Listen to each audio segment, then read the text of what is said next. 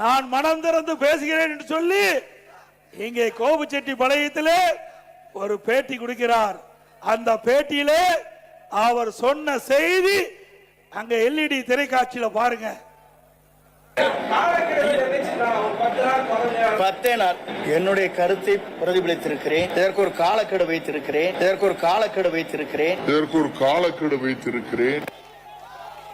ஆக கெடு விதித்திருக்கிறார்.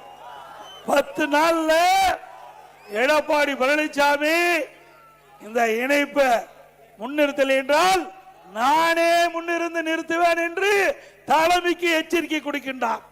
அப்படிப்பட்டவரை நாங்கள் எப்படி இயக்கத்திலே தொடர முடியும்? அப்படிப்பட்டவரை எப்படி இயக்கத்திலே தொடர்வதற்கு தலைமை அனுமதிக்கும் என்பதை எண்ணிப்பார்கள். மூத்த தலைமை கழக நிர்வாகிகளோடு கலந்து ஆலோசித்து தலைமைக்கு எதிராக பொது வெளியிலே பேட்டி கொடுத்ததுனால அவர் பதவியை விடுவித்தோம். அப்பொழுதாவது திருந்துவார் என்று பார்த்தோம். அப்பொழுதும் திருந்தபாடி அல்ல.